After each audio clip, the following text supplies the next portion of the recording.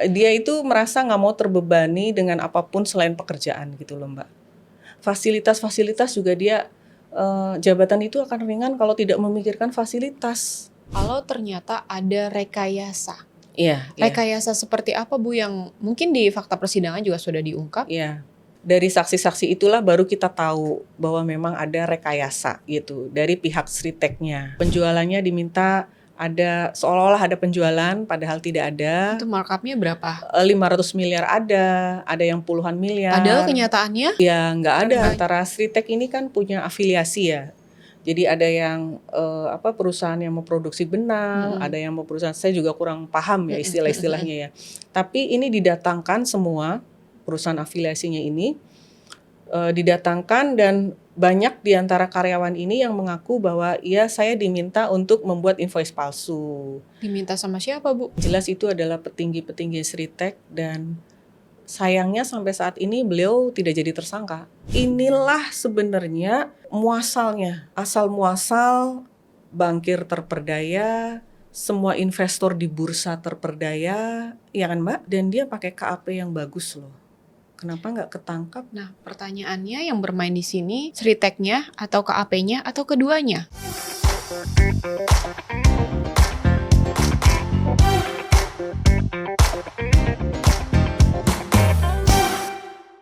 Assalamualaikum warahmatullahi wabarakatuh. Jumpa lagi di podcast jurnalistik bersama saya Dila Hantika. Kawan, inilah kasus Sritek ini menimbulkan problematika dan juga menimbulkan tanda tanya besar di publik. Tapi di balik kasus Sritek ini ada suara hati seorang istri yang bertahan di tengah tuduhan. Dan sudah ada di studio kami yaitu Ibu Siti Yuningsih. Ibu adalah istri dari mantan pejabat Bank DKI Pak Babai Farid Wazadi. Ibu gimana kabarnya sampai saat ini Bu? Alhamdulillah masih sehat dan masih diberi kekuatan ya. Nah kan pas awal-awal muncul juga Ibu kan sempat di media sosial juga menginformasikan bahwa intinya kayak terpukul dengan yang menimpa suami Ibu ya. Nah kalau boleh tahu sosok seperti apa sih Bu Pak Babai di mata Ibu sebagai seorang suami, di mata anak-anak, di mata keluarga sebagai seorang ayah? Iya, terima kasih Mbak Dila. Jadi seperti yang saya sampaikan juga, memang Pak Babai itu orangnya sederhana ya, orangnya sederhana, pekerja keras dan suka belajar. Memang orangnya suka belajar dan berasal dari keluarga yang tidak mampu lah, gitu. Karena kan yatim dari kecil dan ibunya seorang guru SD ya. Jadi dari situ dia mungkin berusaha lah untuk memperbaiki kehidupannya sampai jenjang karirnya itu meningkat ya karena kerja keras, disiplin, juga dia orangnya senang belajar. Ya alhamdulillah Allah percayakan jabatan Direktur UMKM dan Syariah di Bank DKI 1 periode full. Dari tahun? 2018 sampai 2022. Kemudian setelah selesai 1 periode, beliau ikut kontestasi di RUT Sumut. Waktu itu di RUT Sumut kosong, membuka secara terbuka. Dia ikut semua prosesnya, kebetulan dipilih, padahal nggak ada darah Sumut gitu ya. Dan tidak kenal juga sama Pak Edi Rahmayadi. Pak Edi kan TNI ya, Pak Babai kan dari perbankan gitu. Tapi ya itulah takdir ya mempertemukan Pak Babai yang terpilih dan sudah 2 tahun di sana sampai Pak Edi selesai gitu ya. Ya kalau BPD kan begitu ya. Kalau selesai gubernur ganti supir lah ya. Kami juga ya itu sudah kita ketahui gitu. Ya seperti itu dan juga memang orangnya teguh pada pendirian, orangnya seperti itu, sederhana, lurus saja. Ya, alhamdulillah kami sekeluarga juga mendukung bapaknya seperti itu. Kan Pak Babai kan tadi terkenal sosok yang sederhana. Hal sederhana apa yang Ibu rindukan dari sosok Pak Babai? Pak Babai itu orangnya memang sederhana ya. Kalau pakai sepatu itu aja. Pernah saya ganti sepatunya yang merek lebih bagus karena ya saya ditegur koleganya, tolonglah Dek itu didandanin gitu kan udah jadi dirut gitu ya. Berarti sesederhana itu ya, sampai sepatu aja nggak sampai ganti kalau menurut Pak Pak Babai itu masih layak pakai gitu. Iya, sampai Bata bangkrut itu dia baru ini Bata udah bangkrut, masa sepatumu masih Bata aja gitu ya. Terus ganti saya, karena gini Mbak, saya belikan mahal pun nggak dipakai Mbak. Jadi untuk apa? Saya biarin aja gitu loh. Pernah saya beliin mahal nggak dipakai, kebetulan ukuran sepatunya kan sama dengan saya yang make. Ya memang seperti itu, dia itu merasa nggak mau terbebani dengan apapun selain pekerjaan gitu loh Mbak. Fasilitas juga dia jabatan itu akan ringan kalau tidak memikirkan fasilitas. Memang seperti itu. Beda ya sama yang ya saat kan ini orang, terjadi banyak kan. Iya orang kan biasanya naik gaji, level kita naik gitu kan. Itu enggak sama sekali. Dia sebenarnya harusnya kalau dinas itu dapatnya hotel bintang 5 dan kendaraannya Alphard. Itu udah SOP dan itu halal gitu loh gitu. Tapi dia nggak pernah, kalau dinas ke Jakarta ya ke apartemen gitu ya, kendaraannya ya kendaraan kami gitu. Kendaraan pribadi gitu. Terus kemudian uang terakhir itu kan 2 tahun di Sumut itu karena dia merasa bahwa sering sekali dia ke daerah. Dia itu kan tidak dipilih oleh 32 bupati. Jadi lumayan keras tuh waktu itu kan, ada kandidatnya banyak gitu kan, termasuk yang dari dalam. Dia orang luar, tidak kenal satu bupati pun di sana gitu ya. Jadi dia merasa bahwa saya harus bekerja melayani kan semua kabupaten itu karena saya sudah disahkan sebagai dirut. Jadi dia itu memang tiap minggu ada aja ke daerah, bisa 2-3 kali. Nah karena mungkin dia risih ya kan, dapat uang saku, uang ini gitu ya. Dan dia niatnya memang mau bekerja gitu, dia bikin SK dirut yang berlaku untuk dirinya sendiri. Kalau direksi lain silahkan pakai ketentuan yang ada. Ini hanya berlaku untuk saya aja gitu. Jadi Pak Babai nggak mengambil itu? Nggak ngambil. Jadi kalau ke daerah itu makan ya dirimbes aja sama anak buahnya gitu kan, menjamu orang gitu ya, dirimbes sama anak buahnya sesuai dengan kwitansinya. Tapi uang cuci, uang jalan, uang harian, uang apa itu nggak pernah diambil. Saya nggak mau ambil itu karena ini saya udah digaji gitu loh. Saya udah digaji dan ini bagian dari pekerjaan. Tapi ya dia itu tidak begitu sebelumnya di direktur UMKM Bank DKI nggak begitu. Ini karena dia di Sumut, intensitas perginya kan Sumut lebar banget Mbak, luas banget. Dan dia memang harus bekerja, dan pada saat itu memang kan labanya meningkat cukup bagus. Selama beliau di sana 2003, 2004, 2005 itu sampai bulan Juni 2005-nya, nggak sampai Juni akhir ya. Meningkat semua indikatornya karena memang bekerja keras gitu. Jadi tidak memikirkan fasilitas apa, menikmati fasilitas apa, nggak seperti itu. Dan dia juga begitu, ya jabatan itu akan lebih mudah kita jalankan kalau nggak usah mikirin fasilitas gitu. Terus apa yang pertama kali Ibu rasain ketika tahu bahwa Pak Babai ditetapkan sebagai terdakwa dalam kasus Ritek ini, Bu? Pasti kaget ya. Kaget sekali karena Pak Babai itu sesantai itu gitu loh. Kan dipanggil jadi saksi gitu kan, waduh kok jadi saksi gitu ya kan, nggak harus memberikan kesaksian, kita bantu kejaksaan gitu kan. Terus kemudian dipanggil saksi lagi, loh kok 2 kali gitu ya. Oh jadi sebelumnya tuh dipanggil sebagai saksi-saksi dulu ya Bu? Iya, sampai berapa saksi. Kali? Kalau nggak salah 2 kali aja deh. Setelah itu baru langsung ditetapkan? Iya, 2 kali dipanggil itu, yang terakhir itu dari pagi sampai, kan semuanya dari pagi ya, pergi dari rumah tuh. Pagi sampai tengah malam, kalau yang saksi pertama tengah malam pulang. Itu pun kita di rumah juga udah deg-degan ya. Iya. Tapi Pak Babai itu sesantai itu, ya saya tidak kenal sama Ritek, saya tidak dapat apa-apa gitu ya. Saya memang memutuskan kredit dengan SOP yang benar, ketentuan semua diikutin, ya saya harus takut apa? Iya. Ya, kalau ditanya semua orang pun kan sudah masuk berita ya, apalagi saat itu dia di RUT. Itu kan intens banget beritanya. Kalau ditanya oleh teman, kolega, saudara, ya nggak ada apa-apa gitu. Sesantai itu, nggak ada apa-apa. Cuman gitu. Saksi kok gitu ya? Saksi, dan kita bantu kejaksaan gitu. Kita bantu kejaksaan mengungkapkan kredit ini dulu bagaimana sih ceritanya, kok bisa masuk ke Bank DKI gitu. Ya seperti itu sampai kemudian tidak pulang. Itu ya, pas panggilan kedua kali. saksi yang kedua kali tidak pulang pas hari ulang tahunnya. Jadi dipanggil 21 dari pagi ya. Kemudian ditetapkannya itu 22 dini hari. Ya, dan ada beberapa bunga dari koleganya itu datang gitu. Pas pagi itu dia udah diambil Oh, bunga ucapan bunga ulang ucapan tahun. ya. Karena kan waktu itu dia baru berhenti dari Bank Sumut ya.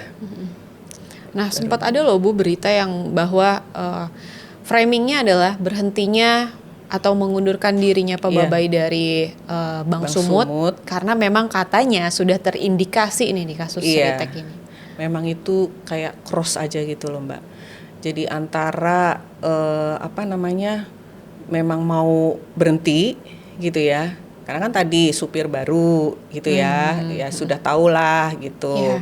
Dan apalagi waktu itu kan Pak Edi juga mencalonkan terus tidak berhasil gitu ya, kita sudah tahu lah itu. Tapi memang kemudian di saat yang sama itu kan dia kalau nggak salah Maret apa Juni ya, sementara dia ditahannya di bulan Juli dan sebelumnya jadi saksi Mei kalau nggak salah, urutannya kan begitu. Publik kemudian mengasosiasikan seperti itu, menghubungkan seperti itu, ya memang waktunya itu memang pas banget aja.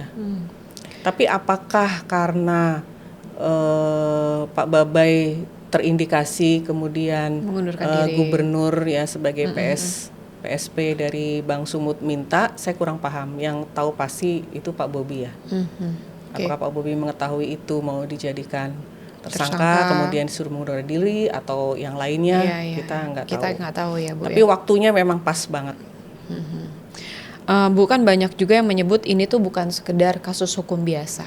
Bahkan Ibu sendiri menilai ini adalah Pak Babay ini adalah korban yang diskriminalisasi lah. Iya. Pandangan Ibu tuh seperti apa sih soal hukum yang saat ini sedang menjerat Pak Babay? Iya. Jadi begini Mbak, kita kan bekerja sesuai dengan tugas kita masing-masing. Pak Babay di perbankan memang tugasnya memberikan kredit. Kalau kredit nggak diberikan, itu dana pihak ketiga dari masyarakat, deposito, giro maupun tabungan mau dikemanain, gitu kan?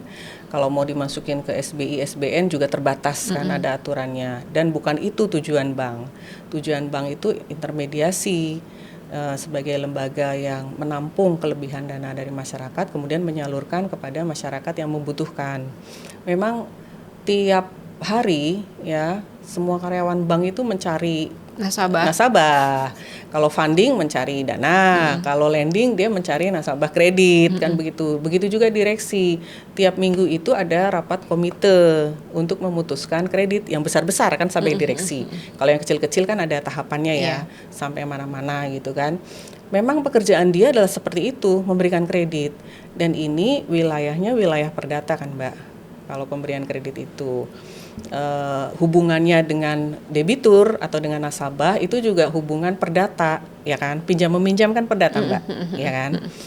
Nah perdata itu menurut saya ya Mbak ya bisa ditarik ke pidana kalau ada tindak kejahatan, tindak kriminal, tindak pidana di situ. Contohnya ya rekayasa misalnya, sebenarnya debiturnya nggak ada tapi diada-adakan gitu. Kemudian menipu misalnya bunganya katakanlah ternyata banknya menipu gitu, lebih mahal atau bagaimana ya. Nah, itu ada penipuan di situ. Atau juga tindak pidana lain lah Mbak yang bukan perdata. Ya, rekayasa, penipuan, pemalsuan dokumen gitu kan. Nah, ketika ada pidana seperti itu barulah yang tadi ke perdata beralih menjadi pidana. Gitu kan Mbak. Yang di sini itu kan mau cari pidananya bagaimana gitu. Satu, Pak Babay itu oke lah ya. Satu, dia direktur pengganti. Dia itu direktur UMKM dan syariah. Ini kredit korporasi jumlahnya besar, itu ada di direktur bisnis keuangan. Direktur keuangan disebutnya kalau di Bank DKI. Dia sebagai direksi pengganti karena saat itu posisinya kosong. Ditinggalkan direktur yang lama karena dia bekerja di tempat lain gitu. Terus yang kedua, Pak Babay itu tidak kenal dengan Sritek. Jadi kemarin itu kita udah ada 14 kali sidang, termasuk juga dari saksi-saksi PT Sritek. Semua itu menyatakan tidak kenal dengan Pak Babay. Semua dari mulai teknis sampai pejabat tingginya, ketika ditanya, kan pertama kali pasti ditanya apakah mengenal. Ya kan seperti itu kan. Standarnya di pengadilan tidak kenal gitu. Bahkan Pak Babay juga sampai, karena terungkap ya dalam sidang itu terungkap, waktu itu sidangnya ada 6 karyawan Sritek dengan afiliasinya, itu sampai, Bapak Ibu kenal saya? Tidak. Terus Bapak Ibu tidak kenal saya kan? Ketika Bapak Ibu melakukan rekayasa, karena terungkap di situ, mereka juga mengaku. Dari pihak Sriteknya memang melakukan rekayasa. Betul, mengaku rekayasa. Jadi pas saat rekayasa itu, saya pasti tidak terlibat ya gitu. Iya, mereka bilang iya. Ya iyalah, orang nggak kenal Mbak, gitu ya. Dan kan yang merekayasa memang internalnya Sritek kan jatuhnya. Betul, dan Pak Babay itu posisi yang tidak kenal, tidak terlibat. Memang ada beberapa step dalam kredit itu ya. Tim marketing itu bertemu dengan Sritek, Mbak. Bahkan marketing Bank DKI. Ya, namanya unit bisnis ya. Bahkan bareng unit resikonya itu bertemu berkali-kali sebelum kredit ini dikucurkan. Paling enggak itu yang terungkap di persidangan 3 kali dengan beberapa kali pertemuan offline. Waktu itu 2020 Mbak ya. Itu kan COVID lagi tinggi-tingginya ya. Bener ya, PSBB. Zoom ya kan? Paling ya. Zoom ya, 2 kalinya tuh Zoom, 2 atau berapa kalinya Zoom, bahkan dia ketemu fisik loh. Di gedungnya Sritek. Ya. Di situ ketemu fisik, ketemu direkturnya Sritek juga. Kemudian ketemu SVP juga, yang menyatakan mereka membutuhkan apa, berapa pembiayaannya gitu. Dan itu Pak Babay nggak ada di situ. Satu. Yang kedua, tim unit bisnis ini karena merasa Pak Babay mungkin direktur pengganti, Mbak ya, nggak dilaporin. Harusnya kan dilaporin ya. Tapi saya bersyukur nggak dilaporin. Iya sih, seharusnya gitu ya. Mereka lapornya langsung ke Pak Dirut. Karena Pak Dirut mengenal Sritek sejak lama, sejak di BRI dulu ya. Pak Dirut Bank DKI. Ya. Pak Babay di sini kan direktur UMKM. Itu benar-benar memang ketemu itu dengan dokumen Sritek pas rapat komite. Sehari sebelumnya ada undangan, ada rapat komite pemutusan kredit, ada 2 waktu itu yang direncanakan, tapi saya nggak tahu jadi dua-duanya apa enggak. Yang jelas Sritek yang pertama, kemudian diputusin, dipresentasikan, dibahas, dianalisa dalam rapat komite itu, dan akhirnya memang diputuskan gitu. Dan disitulah Pak Babay itu ketemu dengan filenya Sritek ya, portofolionya, analisanya gitulah, analisanya Sritek itu di situ. Akhirnya makanya memberikan kredit tuh karena sudah melihat portofolionya Sritek. Iya. Karena sudah lewat 3 kali saringan. Jadi SOP bank itu ketika memutuskan kredit, apalagi yang sampai ke komite ya, kan kredit ada juga yang tidak sampai ke komite Mbak. Ya, ketika sampai ke komite, paling enggak unit bisnis itu harus bisa menganalisa apakah ini layak atau tidak. Gitu. Ketika dinilai layak, baru dia boleh meneruskan ke unit resiko. Itu unit resiko juga mengakses kembali, dan dia juga harus bisa bersama dengan unit bisnis, dia membuat namanya IPK, ikhtisar pengusulan kredit. Nah, kalau dibuat IPK ini artinya 2 unit di bank ini sudah menyatakan ini kredit layak kok dibiayai gitu. Hingga akhirnya Sritek ini dibiayai sama Bank DKI karena memang ada unsur yang telah dipenuhi gitu Bu. Ya, tapi sesuai. Kenapa akhirnya makanya jadi seperti ini? Oh ya, kalau kemudian seperti ini kan karena ini jadi macet. Ya, kalau dari sisi tadi itu bisnis prosesnya sudah dilalui, satu dari unit bisnis dinilai layak, dari unit risiko dinilai layak, berdua ini mengusulkan ke hukum dan compliance. Kalau tidak comply dengan ketentuan yang ada, dia harus kembaliin. Harus ada memo penolakan dari hukum dan compliance. Tapi sampai saat ini kan tidak ada memo penolakan itu. Artinya kredit ini sudah comply terhadap semua ketentuan, baik ketentuan internal Bank DKI maupun ketentuan yang berlaku lainnya. Sehingga diusulkanlah masuk ke rapat komite untuk minta persetujuan. Iya. Bu, kan tadi Ibu juga sempat bilang kalau ternyata ada rekayasa. Iya. Rekayasa seperti apa Bu yang mungkin di fakta persidangan juga sudah diungkap? Iya. Oke, yang rekayasa itu ini kan sudah 13 atau 14 ya, 14 kali sidang karena yang satu kali kan nggak jadi tuh. Nah, itu kan banyak banget sudah mendatangkan saksi-saksi ya, Bu. Dari saksi-saksi itulah baru kita tahu bahwa memang ada rekayasa gitu dari pihak Sritek-nya itu. Sehingga sebenarnya sih kalau at the end kesimpulannya adalah sebenarnya ini bank-bank ini korban. Harusnya seperti itu ya. Tapi baiklah kita coba kupas ya rekayasa apa yang terungkap di persidangan ini ya. Jadi yang bicara bukan saya, tapi saksi-saksi dari Sritek itu semua ditanyain, mereka kan di BAP ya. Ketika masa penyidikan itu mereka di BAP itu juga mereka sudah mengakui sih. Mengakui melakukan rekayasa dan mengakui siapa saja yang menyuruh rekayasa itu. Tapi kan itu BAP belum fakta persidangan ya. Nah, ketika sudah masuk ke fakta persidangan barulah terungkap. Seperti misalnya yang terungkap nih ya Mbak ya. Mereka diminta meningkatkan penjualan. Gitu. Penjualannya diminta ada seolah-olah ada penjualan padahal tidak ada. Itu markupnya berapa? 500 miliar ada yang puluhan miliar. Padahal kenyataannya ya nggak ada kalau menurut mereka ya. Miliar. Oh, kalau yang itu yang penjualan itu markup. Berarti ada tapi dinaikin. Nggak sesuai. Nggak sesuai gitu. Terus kemudian antara Sritek ini kan punya afiliasi ya. Jadi ada yang perusahaan yang memproduksi benang, ada yang mau perusahaan, saya juga kurang paham ya istilah-istilahnya ya.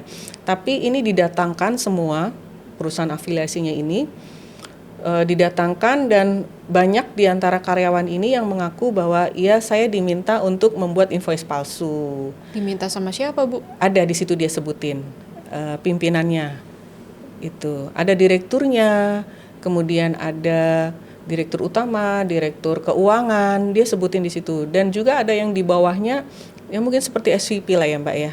Sebutin namanya, disebutin semua kok. Nanti boleh lihat Mbak, sekalian iklan. Boleh lihat di IG Reels kami.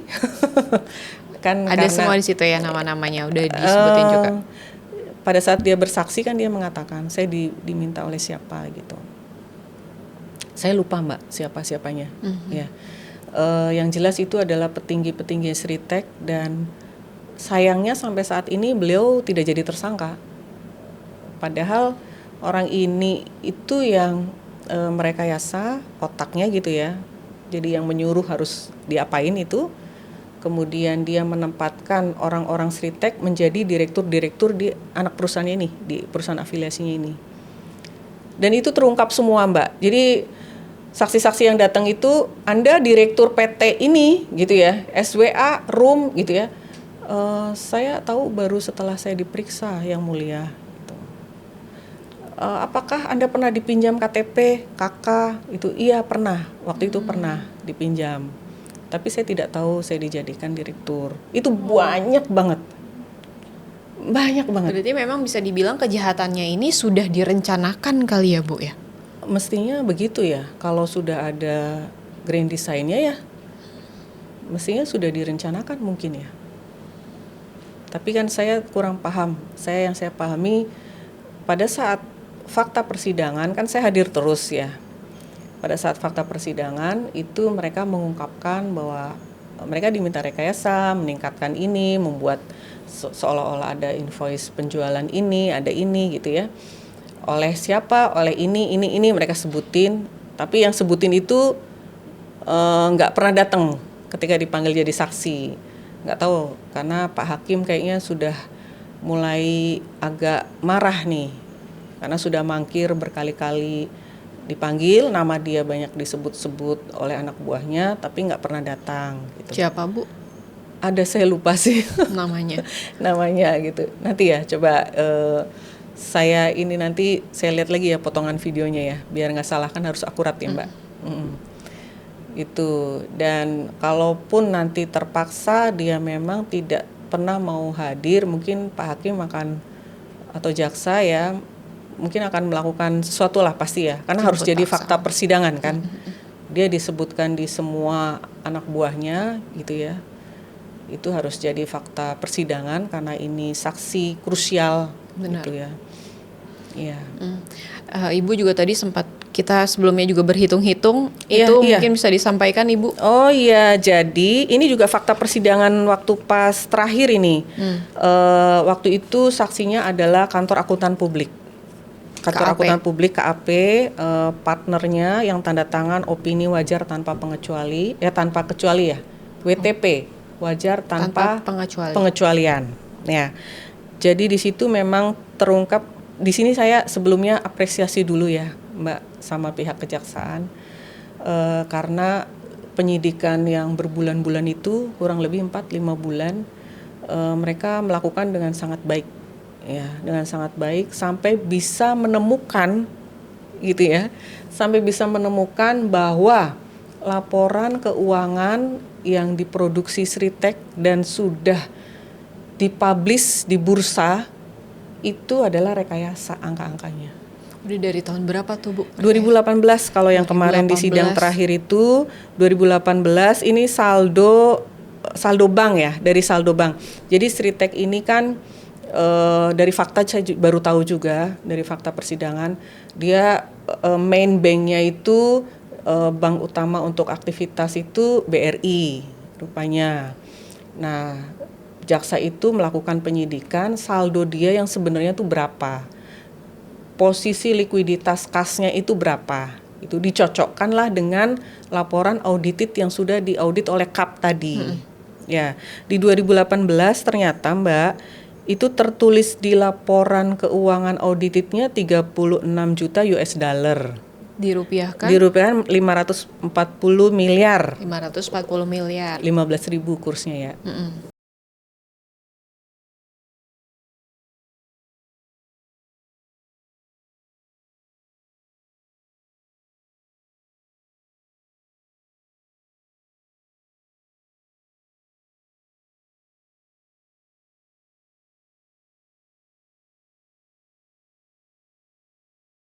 Nah, ini meningkat terus Mbak, 36 juta itu kan sedikit ini Mbak. 1 tahun kemudian, 31 Desember 2019, itu 82,6 juta atau 1,24 triliun. Naik berarti. Naik kan, tadi kan 540 miliar, jadi 1,2 triliun. Naik berapa kali lipat tuh? 2,5 ya. Sesungguhnya ya, temuan jaksa itu adalah 865.000 atau 12 miliar saja.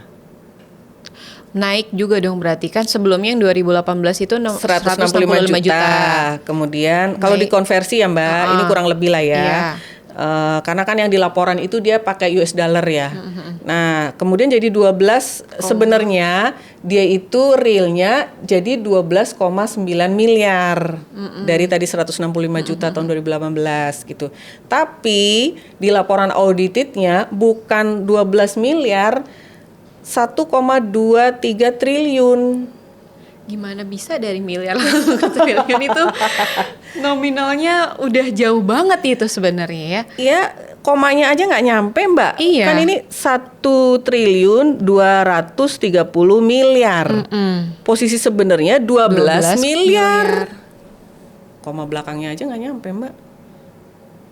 Ini fatal loh, cuman karena masalah Dan inilah sebenarnya muasalnya, asal muasal bankir terperdaya, semua investor di bursa terperdaya, ya kan Mbak? Iya. Dan dia pakai KAP yang bagus loh. Kenapa nggak ketangkap? Nah, pertanyaannya yang bermain di sini Sriteknya atau KAP-nya atau keduanya? Itu tugasnya jaksa sih mengungkap. Kalau ya, menurut Mbak. Ibu, kalau kita Kalau lihat menurut fakta-fakta saya yang itu, udah ada ini, iya. Kalau saya itu kan taunya pasti dari fakta persidangan ya Mbak. Ya kan saya juga belum pernah kenal Sritek ya. Saya mengikuti Sritek ini kan dari Juli kemarin ya. Saya ikutin fakta persidangan gitu ya kemarin itu. Ya memang dari Sriteknya sendiri dia merencanakan rekayasa berdasarkan keterangan dari ini ya karyawan-karyawan dan pejabat-pejabat, nggak sampai pejabat tinggi ya, pejabat-pejabat yang di bawah BOD lah. Itu memang mereka merekayasa. Jadi penjualan dinaikkan 500 miliar, penjualan dinaikkan 30 miliar, kan lama-lama jadi gede, Mbak. Ya itu yang menikmati. Iya. Siapa ya? Kalau yang menikmati ya saya kurang paham, kan saya nggak ada di situ. Jujur kalau dari tadi Ibu cerita dari awal sampai sebelum kita mulai podcast ini, yang saya rasain tuh dua hal. Iya. Pertama, heran. Dan yang kedua sedih, Bu. Sedih. Saya memposisikan Sedih. kalau ibu itu saya. Iya, iya. Seorang suami gitu kan, kepala keluarga yang kita lihat sangat sederhana, bekerja. Lurus-lurus saja. Iya, bekerja pasti untuk keluarganya. Ada di pusaran sebuah kejahatan yang besar seperti Betul. ini ya. Apalagi kita sudah melihat tadi Ibu juga bilang kalau di fakta persidangan ini tuh ternyata sudah terencana, sudah dimanipulasi dari tahun 2018. Kenapa kami harus ada di sini gitu ya? Betul. Belum Itu lagi juga pertanyaan. anak-anak ya Bu ya. Iya, iya, betul. Mental anak-anak. Iya. Gimana Ibu meyakinkan mental anak Ibu bahwa ya ayahmu tidak bersalah kok gitu. Oh iya. Pasti kan Iya. mungkin kalau di rumah kita bisa melihat tough-nya ya Bu, tapi ketika seorang anak berada di lingkungan anak-anak yang lain, berada di sekolah itu. Iya. Itu yang saya khawatirkan pada saat saya pertama kali mendengar, oh Pak Babe masuk gitu kan. Saya tahu dari supir saya yang dia gedor-gedor kamar saya itu malam itu. Kemudian saya kan hanya bisa diam ya Mbak. Saya ada apa ini apa, mengapa? Karena Pak Babe selalu kalau ditanya itu gimana yang jadi saksi Sritek itu apa bahayanya buat kita nih gitu kan. Saya selalu cemas begitu, tapi enggak ada apa-apa, orang enggak kenal gitu dan lain sebagainya seperti saya sampaikan. Saya jadi merenung itu, saya ada 2 jam kali diem aja. Saya cari-cari ini apa ya beritanya. Memang ada waktu itu langsung ada beritanya di jam 2 pagi ya. Terus kemudian sampai jam 4 lah mungkin mau azan subuh itu yang terpikir saya pertama kali adalah saya harus memberitahu anak-anak dari mulut saya sendiri. Ya, karena kan mereka juga akan tahu sosmed, mereka main sosmed, nanti mereka juga akan tahu. Tapi biarlah mereka akan tahu nanti, yang penting kita kasih tahu dulu sebagai orang tua bahwa posisi kami seperti ini, ya, keadaan kami seperti ini yang benar. Ya, dari kami adalah seperti ini. Sebelum kamu nanti dapat berita yang mungkin nggak benar, menyesatkan dan lain sebagainya, ya. Dan saya percaya kamu percaya sama orang tua, saya bilang gitu ya. Tapi saya sampaikan seperti itu, ayahmu ditahan saat ini ada di rutan karena kasus Sritek. Mama baru baca dari media massa itu waktu itu MTN Mbak awal-awal karena tidak tahu MTN kreditnya dipakai untuk bayar MTN kayak gitu. Jadi dakwaannya sendiri berubah-ubah gitu. Kemudian ya ini kan ayah tidak tahu kalau ini dipakai yang lain gitu kan. Yang kedua sudah menjalankan tugas dengan benar gitu, tidak menerima suap gitu ya, tidak menerima gratifikasi, tidak menerima suap. Nah itu yang saya sampaikan antara lain itu. Dan ke depan mungkin tidak mudah gitu ya, tapi ya kita berusaha aja lah. Tidak mudah bukan berarti kita tidak bisa, ya kita pelan-pelan aja lalui gitu. Terus respon anak Ibu? Diem aja, diem. Mungkin bangun tidur mencerna gitu ya, diem gitu kan. Terus nggak berapa lama, oh ya udah mah, ya udah seperti itu. Kalau sampai saat ini sudah berapa lama Pak Babai? Kan itu dari Juli ya, berarti 6-9 ya, sampai Maret ini 9 bulan. Sekarang sih udah bagus banget lah. Karena yang berat itu kan di bulan pertama di mana framing media gitu ya. Stigma orang, mungkin saudara juga nggak berani nanya gitu ya. Sekarang itu mereka baru pada bilang loh, saudara, sepupu, mungkin paman, bibi, tante, om gitu, orang tua. Kebetulan orang tua tinggal ibu saya ya. Itu baru berani bilang bahwa saat itu kami tahu berita itu, tapi kami tidak berani nanya gitu. Kalau teman-teman kami nggak berani nanya karena mungkin sensitif. Kalau yang belak-belakan sama kita, kami nggak berani nanya mungkin karena itu benar, jadi takut kamu malu gitu. Iya. Jadi orang-orang pun nggak ada yang nanya dan kayak biasa aja gitu. Tapi kan kami tahu mereka tahu beritanya gitu. Dan kami tahu yang sebenarnya. Cuman kami kan belum bisa ngomong apa-apa. Kalau mereka nggak nanya, kami juga nggak ngomong gitu. Masa tiba-tiba, saya nggak korupsi loh, itu nggak bener loh, ini kan nggak juga ya. Tapi kan pasti lingkungan sekitar tuh menunjukkan hawa-hawa yang berbeda dari sebelumnya. Saya pikir begitu. Pas saya masuk kantor pertama kali, saya pikir ini gimana ya. Apalagi saat itu saya jadi moderator lagi. Pas hari H itu, ini sudah direncanakan jauh-jauh hari. Saya sedang jadi moderator online. Kan coba orang sudah pada tahu semua beritanya gitu kan. Ya tapi seperti itulah. Artinya ya tiba-tiba aja sebuah ujian itu datang gitu ya. Kita siap nggak siap, tiba-tiba ada. Ya kita jalani aja sudah. Pernah ada di titik ini nggak sih Bu, yaitu omongan dari publik, omongan dari luar, entah itu ibu, entah itu anak ibu? Nggak ada, karena mereka sama sekali nggak berani nanya. Cuman kan dari kami itu ya sedih lah, tiba-tiba ayahnya nggak pulang, suami saya nggak ada, tiba-tiba. Terus kemudian saya cari tahu ada di mana, saya langsung dikasih tahu ya oleh pihak bank, boleh nengok dan lain sebagainya, diantar gitu kan. Nah ya udah saat itu memang berubah semua, ritme hidup berubah ya. Tapi ya satu lagi mungkin karena itu sudah lama ya, udah 9 bulan, saya juga udah lupa itu apa yang terjadi. Tapi yang pasti itu berat sih. Pasti. Itu pukulan yang berat dan saya tidak menyadari juga kalau itu berat karena saya sibuk berpikir bagaimana caranya pertama ini apa, kenapa, bagaimana, terus setelah tahu bahwa kita tidak ada kesalahan di situ, bagaimana caranya keluar. Jadi sibuk ke situ sih, sibuk ke ikhtiar bagaimana caranya keluar dari masalah ini. Walaupun ya ternyata tidak mudah.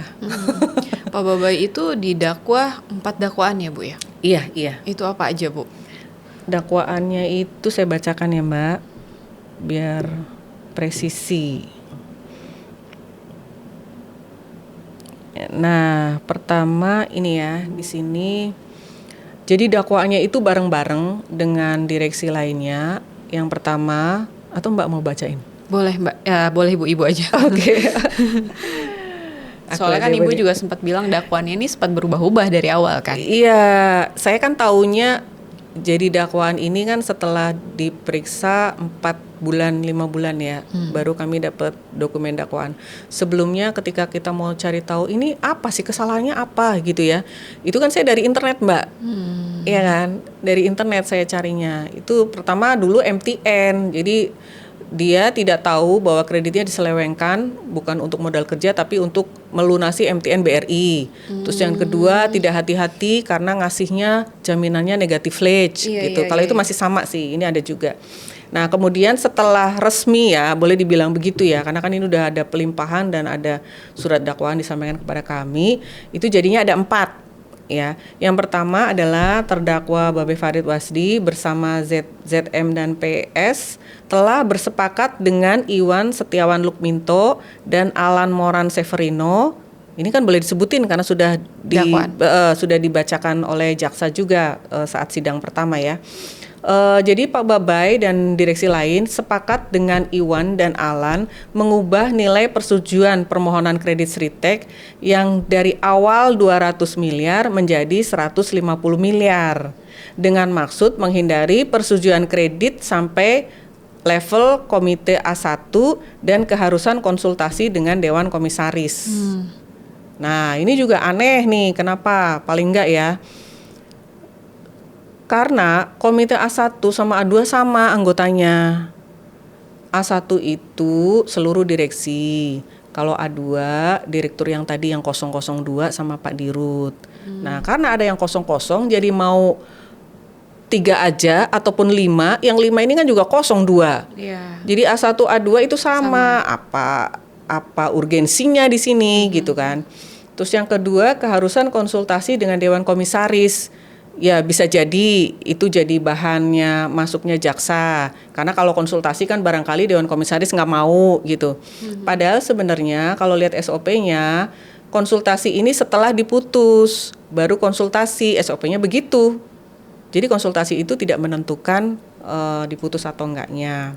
Tapi yang pasti bukan itu masalahnya. 200 jadi 150 M itu tidak ada Pak Babe di sana setelah fakta persidangan. Setelah fakta persidangan ke 4, 5, 6 kalau nggak salah ya.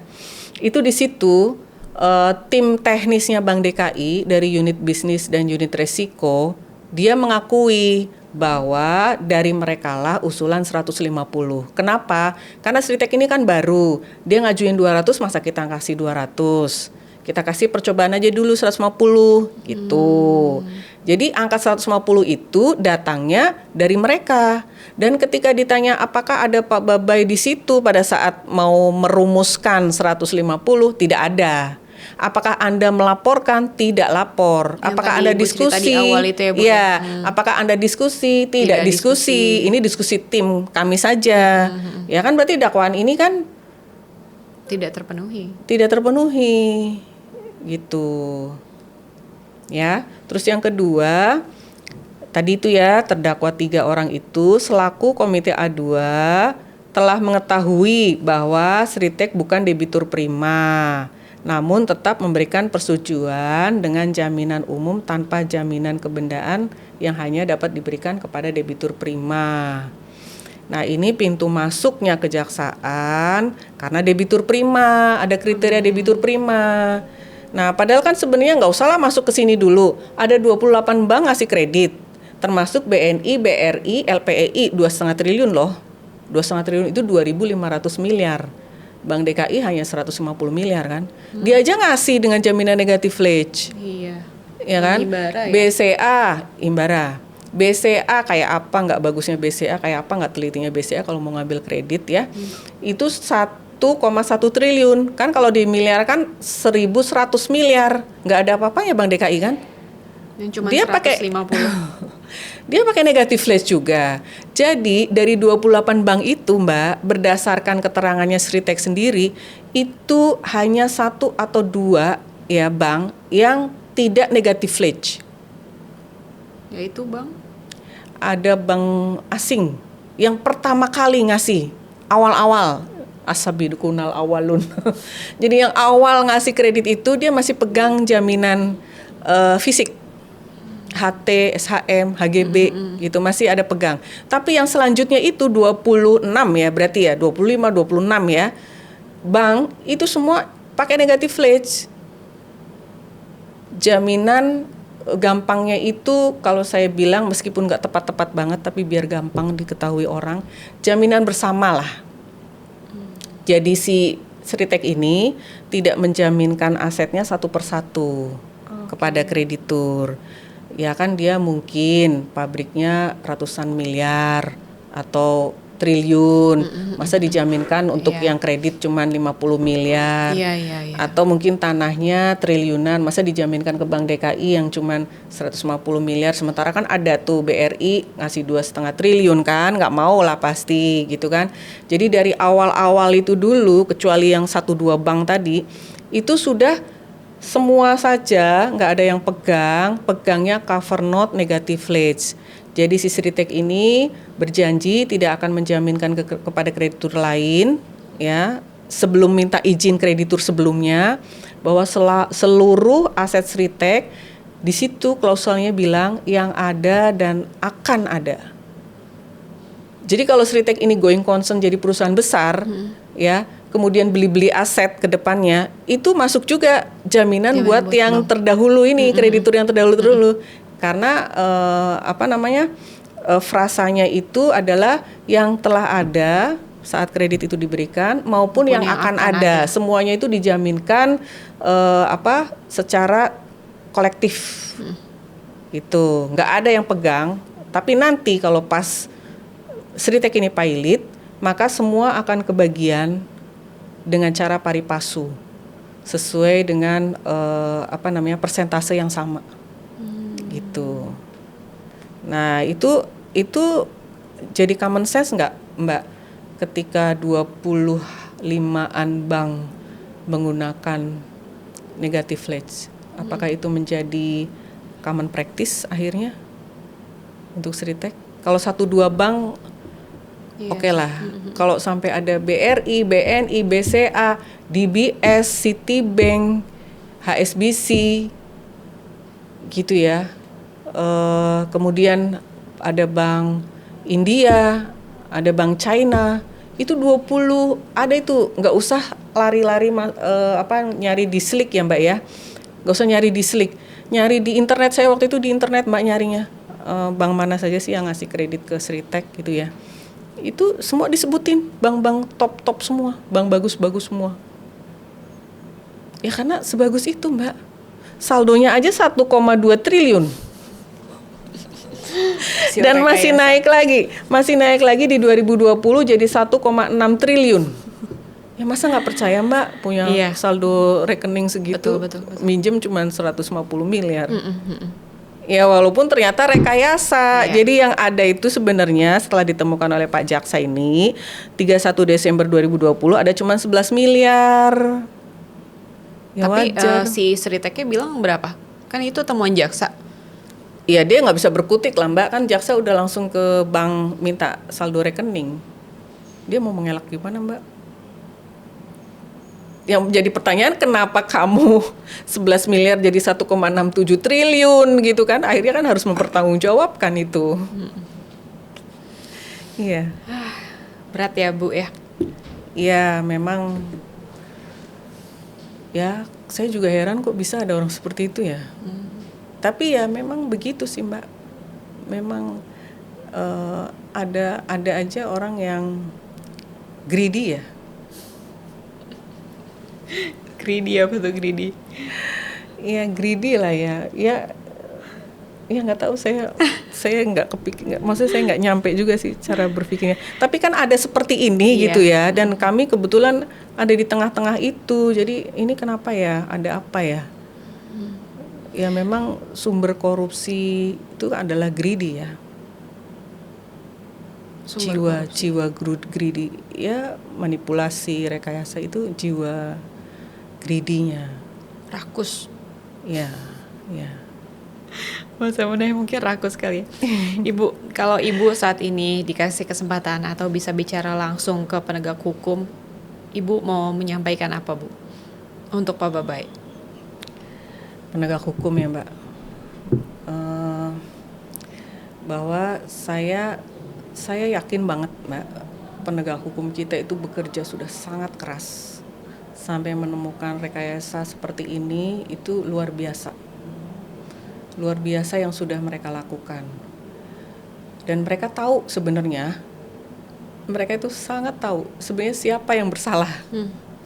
Tinggal sekarang kapan itu akan diungkap gitu ya Bu? Iya, tinggal sekarang political willingness-nya mau bagaimana ini? Apakah mau nangkapin yang remeh-remeh dengan mengurusin SOP orang, yang mana bisa jadi SOP itu juga nggak salah, sudah dilakukan juga nggak salah juga, SOP-nya nggak salah, yang melakukan nggak salah, atau SOP-nya ada sedikit terlalu strict atau kekeliruan, tapi kan itu SOP, wilayahnya bank dengan pengawasnya, dengan OJK. Kalau mau menegur, mau memberi sanksi kepada direksi, itu OJK-nya. Mestinya kan kejaksaan itu sebagai representasi negara, dia itu kan diberi kewenangan yang sangat besar ya. Jangan mengecilkan dirinya sendiri. Jangan mengkerdilkan dirinya sendiri. Ini mereka sudah bekerja sangat keras loh Mbak, mengungkap ini. Mestinya yang prioritasnya supaya, karena kan akar masalahnya kan di sini Mbak. Dengan adanya rekayasa yang seperti ini, publik terperdaya, terkelabuhi kan. Kemudian bank-bank juga terkelabuhi, saldonya 11 miliar jadi 1,67 triliun. Ya kan, terus masuk ke bursa laporannya bagus, semua rasio keuangannya bagus, kan investor terkelabuhi Mbak. Mereka beli sahamnya, mereka perjualbelikan dan sebagainya. Ternyata zonk, berapa ribu orang tuh investor yang harus kehilangan, berapa ribu orang itu Mbak. Akhirnya kan dengan ini pilot dan akhirnya ditutup ini, mereka kan nggak bisa jual itu sahamnya, udah angus lah. Berapa triliun itu investor merasa dirugikan, gitu kan. Nah, akar masalahnya kan ada kejahatan di sini, ada rekayasa di sini. Kalau ini tidak dilakukan penegakan hukum yang benar, itu ke depan adalah presiden buruk. Sritek aja yang punya sektor real ya, punya underlying bisnis ya, bisa hancur lebur seperti ini dengan karena dia merekayasa. Kalau ini diikutin oleh perusahaan-perusahaan lain yang dia nggak punya underlying, bagaimana? Apa kabar bursa kita? Apa kabar wajah bursa kita? Terus kemudian apa kabar nanti perbankan ke depan, bankirnya? Mbak bisa lihat kan tren dari pemberian kredit itu menurun. Karena bankir yang orang lain yang rekayasa dan menikmati, saya yang masuk penjara. Gitu kan. Kalau ini tidak dihandle dengan benar, kejaksaan yang sudah sangat baik kinerjanya ini tidak meneruskan kepada harusnya di mana root cause-nya itu yang diatasi ya, tapi sibuk menangkap kesalahan-kesalahan di SOP bank ya walau alam, saya nggak tahu apa yang harus terjadi ke depan. Bahwa kan ada tuh ya infobank, bankir stop ngasih kredit, kalau ada apa-apa kamu dikriminalisasi, kamu masuk penjara gitu kan, ya kan. Terus yang kedua, sekarang kan lagi gencar-gencarnya bursa diperbaiki, yang bodong-bodong ditindak, yang manipulasi ditindak ya. Tapi kalau ini lolos nih Mbak, ya sudah, bagi mereka yang punya niatan yang sama bisa kok nanti bisa diatur. Iya, makin hancur nanti ekonominya. Ibu, kalau misalnya Pak Babai melihat Ibu di sini, apa yang mau Ibu sampaikan ke Pak Babai?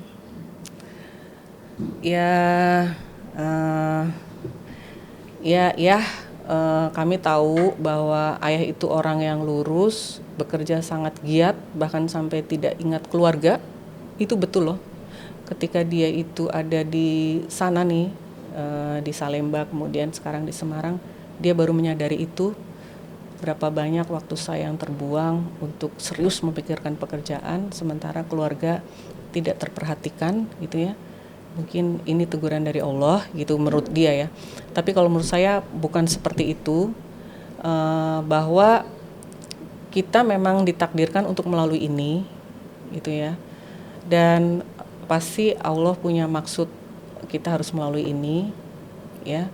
Dan saya rasa sepanjang apapun yang kita kerjakan untuk niatan yang baik, untuk kepentingan yang lebih luas, ya kalau bahasanya Pak Babai itu adalah hati saya, jiwa saya itu harus lebih besar daripada negara yang sering mengkerdilkan dirinya sendiri, daripada institusi negara yang sering bekerja dan juga berpikir untuk dirinya, golongannya, ataupun pihak-pihak tertentu. Ya itu kan berarti mengkerdilkan diri sendiri ya. Hati saya itu menerima ini harus lebih luas dari itu. Bahwa saya di sini, saya tetap berjuang untuk kebaikan negara, kebaikan bangsa, dan apa yang bisa kita lakukan untuk perbaikan. Karena kita yakin masih banyak orang baik. Di kejaksaan masih banyak orang lurus, di kehakiman masih banyak hakim-hakim yang jujur dan lurus. Ya mudah-mudahan Allah pertemukan kita dengan mereka sehingga kita bisa mengungkapkan kasus ini sebagaimana mestinya. Kita bukan karena kita benci ya kepada, kan saya nggak kenal juga sama Sritek Mbak. Ya kalau Sritek lihat ini benci saya, ya saya mohon maaf ya. Semua jajaran Sritek, saya tidak ada maksud membenci Anda, saya tidak kenal juga dengan Anda, ya. Tapi kan kita harus bagaimana kedepannya Indonesia ini lebih baik, gitu ya. Ya bukan berarti saya benci Anda, tapi saya benci perbuatan Anda, ya kan. Kita bagaimana kedepannya itu industri keuangan kita lebih baik. Kemudian jangan sampai ada lagi yang seperti ini, gitu ya Mbak. Dan kemudian kita bisa optimis perekonomian Indonesia akan bangkit, ya, akan besar, akan tangguh. Ketika semua yang punya peranan menjalankan tugasnya dengan baik. Ya. Gitu. Nah, kalau misalnya suatu hari nanti kebenaran itu terwujud, apa yang Ibu pertama kali akan sampaikan, Bu? Atau apa yang akan Ibu lakukan? Sampaikan ke siapa? Ke publik? Ke pemerintah? Ke jaksa? Ya pasti saya akan bersyukur bahwa Allah menolong ya untuk mengungkapkan kebenaran ini. Kemudian yang kedua, saya akan berterima kasih kepada semua aparat hukum ya, jaksa, hakim yang sudah bekerja dengan baik dan juga membawa peran mereka sebagai negara ya. Hakim itu adalah representasi negara dalam memutuskan perkara. Jaksa itu representasi negara juga dalam menguak kejahatan dan melakukan penuntutan. Para bankir juga berarti don't worry, bekerja dengan baik sepanjang kita tidak ada niat jahat, tidak ada tindak pidana, suap, gratifikasi kita tidak pernah mau terima, kita bekerja profesional. Kalau memang layak diberi kredit, kita beri kredit. Kalau tidak layak, tidak dikasih kredit gitu ya. Kita bersama-sama itu membangun perekonomian sesuai porsi kita masing-masing, Mbak. Gitu. Itu sih mungkin yang bisa saya sampaikan. Ya, pasti saya akan sangat bersyukur dan saya nggak tahu ya Mbak, sampai saat ini saya masih percaya itu. Saya masih percaya bahwa akan ada keadilan. Saya masih percaya bahwa hakim akan melihat sesuai proporsinya ya yang benar. Dan saya ngomong kayak gini kan sebenarnya untuk saya maksudnya gini, untuk saya pasti Pak Babe, saya ingin Pak Babe bebas ya. Tapi kan ini juga beresiko buat saya kan. Iya kan? Pastinya orang dibilang rekayasa, orang dibilang ini kan pasti benci dong sama saya kan. Gitu ya. Tapi ya ya saya menempuh itu gitu. Menempuh itu karena saya mencintai Indonesia dan saya tidak ingin kedepannya perekonomian kita itu menjadi lebih buruk gitu. Semoga ya Bu ya, semoga segera ada keadilan, ada kebenaran, Pak Babai bisa kembali lagi ke rumah. Amin. Dan tadi mulia sih Bu, maksudnya Ibu berada di negara yang merasa dikerdilkan mungkin atau menjadi korban. Tapi Ibu masih memikirkan ekonomi di negara ini gitu. Itu mulia sekali sih, biasanya orang kalau ada di posisi yang terzolimi gitu ya. Kita kan pasti akan benci sama semuanya sampai iya sih Mbak, awalnya kan? Emang ada seperti itu sih. Pasti kan seperti itu kan. Seperti Bu? Itu, pasti seperti itu. Saya awalnya juga saya benci banget ya sama jaksa. Pasti. Saya benci banget, belum bergulir ke pengadilan ya. Kenapa dakwaan seperti ini gitu loh kan. Dan lain sebagainya. Tapi kemudian saya lihat view yang lain. Toh saya belum bisa keluar dari situasi ini kan. Yang bisa dilakukan oleh saya dan Pak Babai dan anak-anak adalah berjuang. Kita jangan takut untuk menyatakan kebenaran sepanjang itu niatnya baik ya. Sepanjang itu niatnya baik, dilakukan dengan cara-cara yang baik ya, pasti Allah akan menolong. Amin. Semoga ya Bu, saya doakan juga, kita doakan juga yang terbaik. Semoga ya tadi Pak Babai bisa kembali sama keluarga dan kebenaran terungkap ya Bu ya. Amin. Baik, terima kasih Ibu Siti Yayuningsi, istri dari Pak Babai atas waktunya. Kita doakan semua yang terbaik pokoknya ya. Sehat-sehat terus untuk Ibu. Ya, terima kasih sama-sama ya Mbak ya. Terima kasih. Terima kasih juga kepada inilah.com yang sudah memberi ruang pada saya. Banyak sekali membantu, padahal kita itu nggak kenal loh. Ya Mbak, saya nggak kenal, saya juga tidak membayar. Iya kan. Jadi ini luar biasa juga ini perjuangannya jurnalis. Jadi kita memang dalam hidup bernegara itu membutuhkan jurnalis-jurnalis yang seperti ini Mbak. Yang jujur. Cover both side ya Bu ya. Iya betul Mbak, dan insya Allah itu Mbak itu ada dalam bangunan menuju Indonesia yang lebih baik. Amin, ya amin. Rabbal alamin. Pokoknya semua yang terbaik untuk kita semua ya Bu ya. Terima kasih. Baik kawan, inilah itu tadi obrolan kami bersama Ibu Siti Ayuningsi, dan sampai jumpa di podcast jurnalistik selanjutnya. Saya Dila Hantika pamit undur diri. Wassalamualaikum warahmatullahi wabarakatuh.